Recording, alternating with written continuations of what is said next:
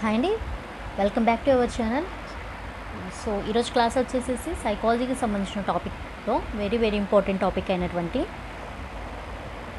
మూర్తిమత్వం వికాసం ప్రభావితం చేసే కారకాలు అనమాట. సో ఇవి ప్రజెంట్ ఇప్పుడు మనకి ఏదైతే టెట్ జరగబోతుందో దాంట్లో ఉన్న టాపిక్స్ కూడా కన్సిడర్ చేసి ఎక్స్ప్లెయిన్ చేయడం జరుగుతుందన్నమాట. దాంట్లో ఉన్న one of the important topic వచ్చేసి రక్షక తంత్రాలు. సో ఇవి బోత్ టెట్ అండ్ డిఎస్సికి రెండింటికి యూజ్ అవుతాయి. ప్రజెంట్ మన టెట్ సిలబస్లో ఉన్న one of the important topic వచ్చేసేసి రక్షక తంత్రాలు. సో ఎక్కువ మార్క్స్ గెయిన్ వచ్చేవి కూడా దీంట్లోనే. ఎక్కువ మార్క్స్ గెయిన్ చేసుకోవాలంటే రక్షక తంత్రాలు ఖచ్చితంగా మనం అర్థం చేసుకోవాల్సిందే అనమాట. టెట్లోనూ ఇస్తారు, దీంట్లోంచి ఈ టాపిక్లోంచి బిట్స్ అనేవి అట్ ద సేమ్ టైం డిఎస్సిలో కూడా ఖచ్చితంగా వస్తాయి. రక్షక తంత్రాలు, సో చాలామందికి దీని గురించి తెలిసే ఉంటుంది. ఫస్ట్ ఆఫ్ ఆల్ మన ఛానల్లో చెప్పుకునే సైకాలజీ సిలబస్ అన్నీ కూడా old Telugu academy text book ఉంటుంది కదా, దాని నుంచి మాత్రమే మనం ఎక్స్ప్లెయిన్ చేసుకోవటం జరుగుతుంది. ఈ టెక్స్ట్ బుక్ అనేది చాలా రేర్ అనమాట. ఎంత సిలబస్ అనేది చేంజ్ అయినప్పటికీ కూడా టెట్ అండ్ డిఎస్సికి దీన్ని దాటి ఏ బిట్స్ అయితే రావన్నమాట. అంత మంచి టెక్స్ట్ బుక్ అనమాట సైకాలజీకి. ఓకే, లేట్ చేయకుండా టాపిక్లోకి వెళ్దాం. సో టాపిక్ వచ్చేసి రక్షక తంత్రాలు. సో ఏంటి రక్షక తంత్రాలు అంటే, ఒక వ్యక్తి ఎవరైతే ఉన్నారో ఎనీ పర్సన్ తన జీవితంలో అనేక సంఘర్షణలకు లోనవుతారు. అవునా, మనం కూడా మన లైఫ్లో చాలా సంఘర్షణకు లోనవుతూ ఉంటాం. సో ఇలాంటి సంఘర్షణల వల్ల ఏంటంటే కుంటనం కలుగుతుంది. కుంటనం అంటే నథింగ్ బట్ ఫ్రస్ట్రేషన్ అని కూడా అనుకోవచ్చు. కొంతమంది డిప్రెషన్ అంటారు, రకరకాలుగా అంటారు. మ్యాక్సిమం మనం ఫ్రస్ట్రేషన్ అని చెప్పుకుందాం. కుంటనానికి గురి అవుతారనమాట.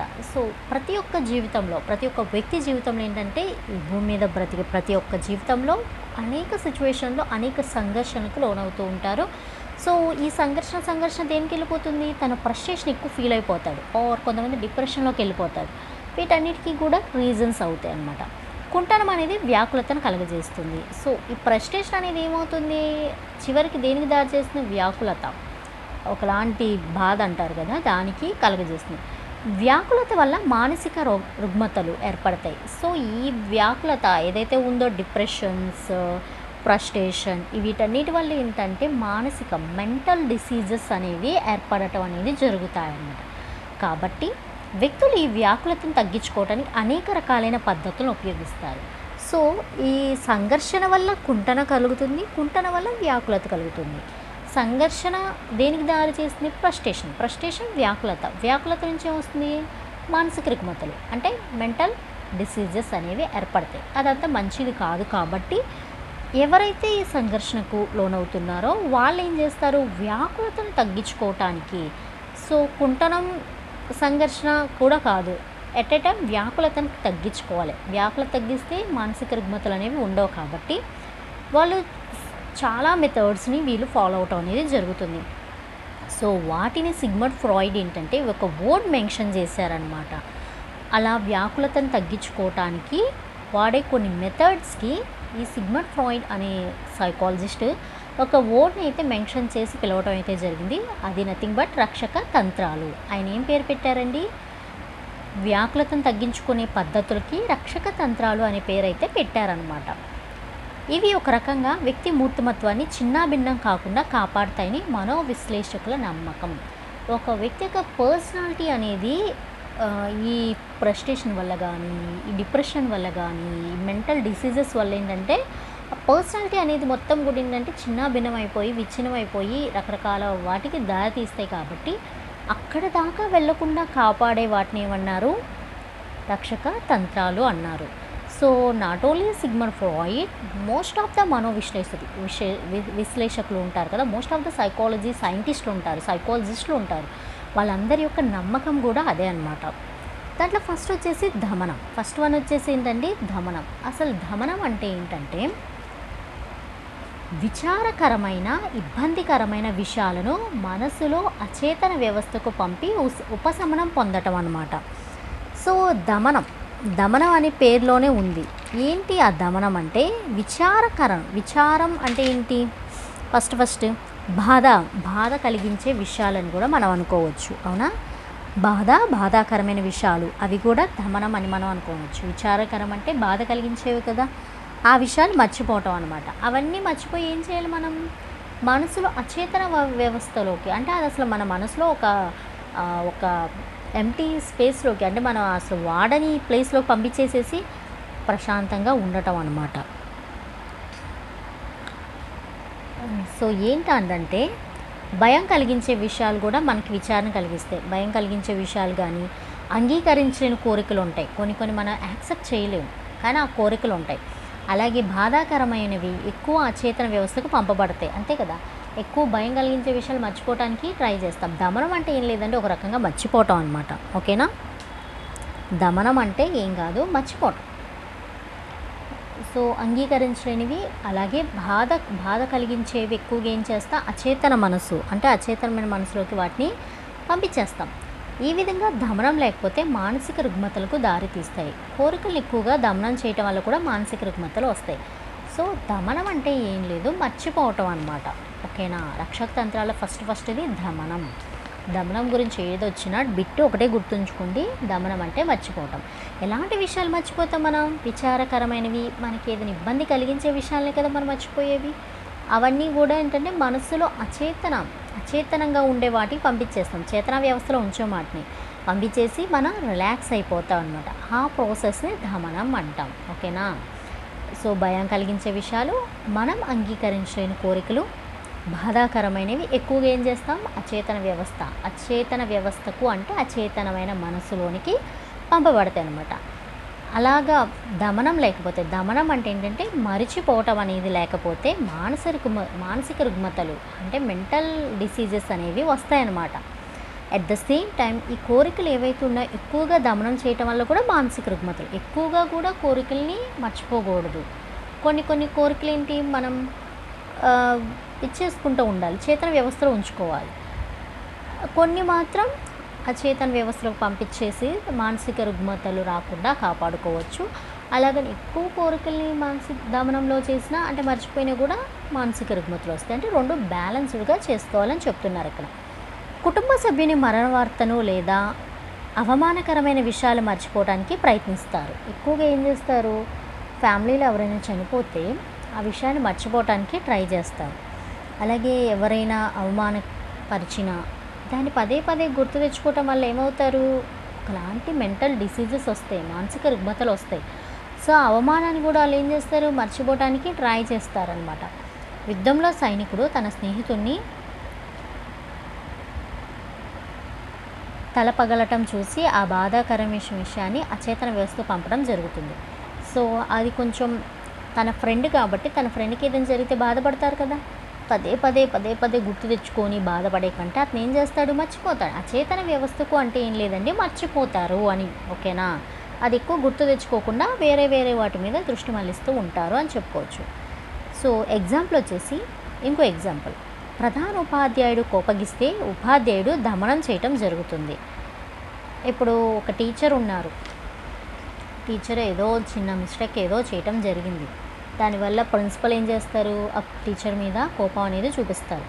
ఆ టీచర్ ఏం చేస్తారు, అదే మనసులో పెట్టుకుంటే పిల్లలకి లెసన్స్ చెప్పలేరు కదా. సో ఏం చేస్తారు, దాన్ని అక్కడ దమనం చేస్తారు. దమనం చేయడం అంటే నథింగ్ బట్ మర్చిపోవటం అనమాట. అది అక్కడ వదిలేసి మర్చిపోయి మళ్ళీ మామూలైపోయి వచ్చేసి క్లాస్ తీసుకోవటం జరుగుతుంది. దమనం వల్ల ఒత్తిడి, ఆ సంఘర్షణ కలిగించే అనుభవాల నుంచి మానసిక రక్షణ కలుగుతుంది.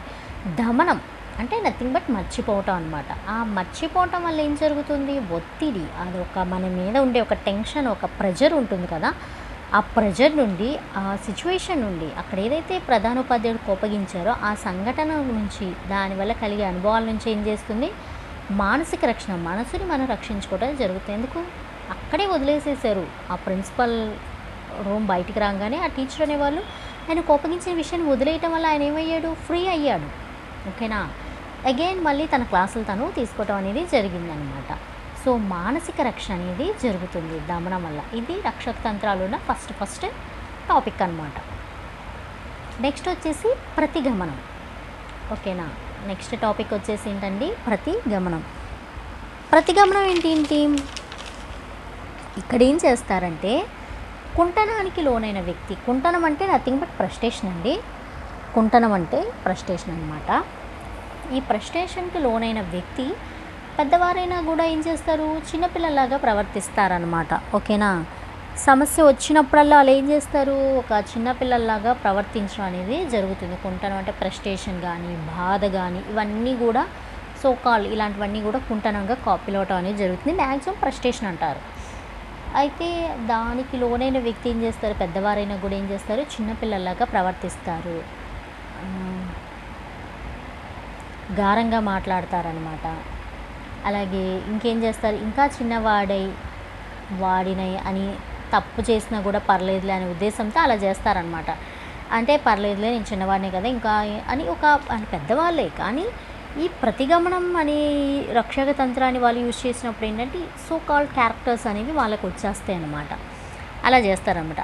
అభివృద్ధి దశలో అవసరాలు తీరనప్పుడు ప్రతిగమనానికి లోనవుతాడు. తను డెవలప్ అవుతున్నాడు. ఆ దశలో ఏంటి, తన అవసరాలు తీరట్లేదు. బట్ అప్పుడు ఆయన ఎలా ప్రవర్తిస్తున్నాడు, పెద్దవాడైనా కూడా చిన్నపిల్లవాడిలాగా ప్రవర్తిస్తున్నాడు అని చెప్తున్నారు. మానసిక అసాధారణ ప్రవర్తనని చెప్పలేం. అది మనసుకు సంబంధించిన అబ్నార్మల్ క్యారెక్టర్ అని కూడా మనం చెప్పలేం అన్నమాట దాన్ని. సాధారణ వ్యక్తులు కూడా నిజ జీవితంలో కష్టాలు ఎదుర్కొన్నప్పుడు ఈ విధమైన ప్రవర్తన ద్వారా ఆనందంగా ఉంటారు.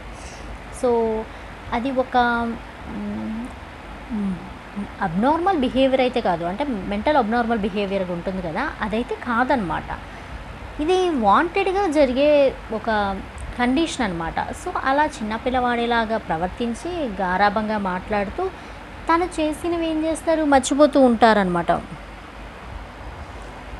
దానివల్ల ఏంటి, వాళ్ళు కొంత బాధను అనేది తగ్గించుకోవటం అనేది జరుగుతుంది. ఇలా మానసిక రుగ్మతలు రాకుండా కొంత అనేది తగ్గుతుందన్నమాట. ఇది మానసికంగా అసాధారణ అంటే మెంటల్ అబ్నార్మల్గా బిహేవ్ చేసే వాళ్ళే మాత్రమే కాకుండా జనరల్గా అంటే అంతా మెంటల్ అబ్నార్మల్ లేకుండా మెంటల్గా స్ట్రాంగ్గా, ఫిజికల్గా స్ట్రాంగ్గా ఉన్నవాళ్ళు, ఎటువంటి మెంటల్ డిసీజెస్ లేని వాళ్ళు కూడా ఈ టైప్ ఆఫ్ రక్షక తంత్రాన్ని సమ్ టైమ్స్ యూస్ చేస్తారనమాట. వాళ్ళు రియల్ లైఫ్లో కష్టాలు ఎదుర్కొంటున్నప్పుడు ఈ క్యారెక్టర్ వల్ల, ఈ ప్రవర్తన వల్ల ఏంటంటే వాళ్ళు హ్యాపీగా ఉంటారు అని ఇక్కడ చెప్పడం జరుగుతుంది. అత్తవారింట్లో ఇబ్బంది పడే స్త్రీ తన తల్లి దగ్గరకు వెళ్ళి చిన్నపిల్లలాగా తన బాధను వెళ్ళబుచ్చుకుంటుంది. అత్తారింట్లో ఇబ్బంది పడుతుందంట ఒక అమ్మాయి. తను ఏం చేస్తుంది, పొద్దాకలు తన మదర్ దగ్గరికి వెళ్ళి ఒక చిన్నపిల్లలాగా తన బాధను వెళ్ళబుచ్చుకుంటుంది. దానివల్ల ఏమవుతుంది, కొంత బాధ అనేది తనకంట తగ్గుతుందన్నమాట. తగ్గటం వల్ల ఏమవుతుంది, దాన్ని అచేతన వ్యవస్థకు పంపించి మానసిక రుగ్మతలు రాకుండా కొంత అంటే ఆపుతుందన్నమాట. ప్రివెన్షన్ ఆపగటం అనేది జరుగుతుంది అని చెప్తున్నారు. అది ఒక ఎగ్జాంపుల్ మాత్రమే. నెక్స్ట్ వన్ వచ్చేసి పరిహారం. మూడవ రక్షక తంత్రం ఏంటండి, పరిహారం. ఇది ఇక్కడ మనకి ఉన్న టాపిక్లోనే ఉందన్నమాట. దాని మీనింగ్ కూడా ఏదైనా ఒక రంగంలో రాణించలేని వ్యక్తి ఏంటంటే ప్రత్యామ్నాయ రంగాన్ని ఎంచుకుంటాడు, అంతే కదా. ఇప్పుడు ఒక కంప్యూటర్ సైన్స్ రిలేటెడ్ కోర్స్ చేసిన ఒక వ్యక్తి ఒక సాఫ్ట్వేర్ ఎంప్లాయ్ కాలేకపోయినప్పుడు ఏం చేస్తాడు, దానికి ప్రత్యామ్నాయంగా వేరే దాన్ని చూసుకుంటాడు. అది ఇక్కడ చెప్తున్నారు. అంటే ఇది ఫర్ ఎగ్జాంపుల్ అనమాట.